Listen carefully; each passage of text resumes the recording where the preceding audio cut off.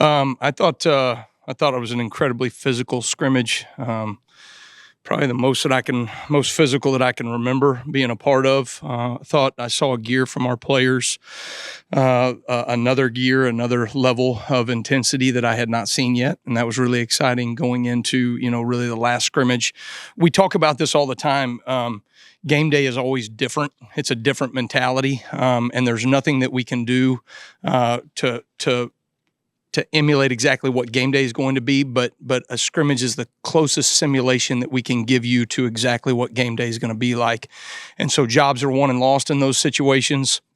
There's a different level of intensity in that moment, right? There's not quite as many reps overall, right? You're just getting more game style reps. And I thought our guys rose to the level from a physicality standpoint. Their execution was really good with our tackling, significantly improved. And then there was some really good situational work that we're doing. I think Coach DeBoer, Kalen does a tremendous job of just getting our guys ready from a situational standpoint and preparing them for all the scenarios that can come up in a game. We may work a situation that, we may play 1,300 snaps next year, and that we may only run that situation one time, right? But I think we do a really good job of covering those things. So. Yeah. Well, one of the things that I think for us from a physicality standpoint is we talk about hard shoulder tackling. So there is pre-contact emphasis, and then there's the point of contact and emphasis. And the first thing that we have to do is you have to close space on the man, on the ball carrier, and then hold leverage at the same time as you're closing space. I thought we did a really good job of that.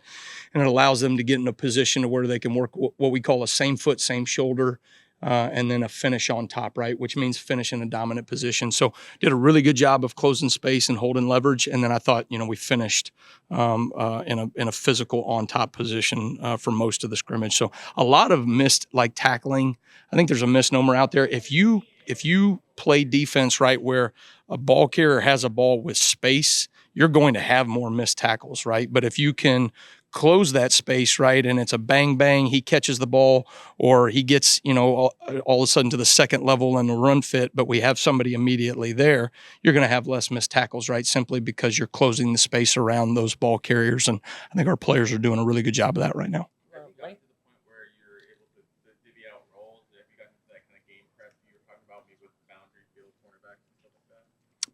Defensive positions. I think we will see those things more like a game-to-game situation. And even within the game, we may say, hey, we're going to go field and boundary here, or we may match, as a base, call all game long, or we may say situationally on third down, right, we'll go match personnel and try to figure those things out. So we haven't really gotten into full-in game plan mode for Western Kentucky. We've obviously looked at those things and had some preparation as a coaching staff, but we won't finalize those things until on the back end of this week. What would you say about the interior pass rush with Keenan, Otis, some of those guys? Do they look more like pocket shrinkers or pocket breakers? Yeah, I think those guys are doing a good job of starting to understand. I think a lot of pass rush on the interior is pre-snap recognition. Is it a run pass? Is it a run call? Is it a pass call? I may call a run stopping defense, right, for the defensive line, but all of a sudden they get a pass recognition, and we're going to make communications out there where they have the ability, right, to turn that into a pass rush scenario, either themselves, right, or we may work some games inside with the interior D-line. So I think those guys are doing a really good job of holding their roles, but we seem to be able to create some pass rush on the interior as well. So those guys have really taken to that. I think they're, trying to create ownership, for themselves. Tim Smith and Latham, the guys been here since 2021 national championship. You can't ever take for granted that guys are going to be here that long. What is that kind of experience and leadership and guys who've been here, even with different coaching staff? I've said this before, but experience is finite, right? There's only a certain amount of reps. There's only a certain amount of FBS games that go on, and only 11 players can represent your team on the field at any given moment, right? So having that experience, right, on your team pays dividends in the things that they see. I think for us defensively, we've talked about this before, but we spend so much time in the offseason mastering our concepts, what we do as a defense, and understanding the bigger picture, not just your role as the safety, Malachi, or your role as a linebacker, Deontay, right? But then as you get into the season, right, it's about offensive recognition. And those guys have seen so many reps over the years. They've seen so many different plays and been attacked different ways. And now defense that is inherently reactionary, right, turns into being able to play with anticipation. I think those older guys that have the experience, right, are able to do that at a higher level than some of those younger players. Did you wear a sweatshirt the entire practice? I did. You didn't think I got enough of a sweat in? It's August. You know, this is, I don't know if we would consider this North Alabama, but, you know, compared to Mobile, I am living in paradise right now in terms of the weather. So, you know, I love Mobile. I love that town, but it is damn hot this time of year and humid, pretty much all year round. So to get a little bit of a breeze and all that stuff, I couldn't get over how good it felt out there. Let So. me ask you a question related to that. What gave you the confidence in Kalen to take a chance on coming here to be with the guy who replaced his seat?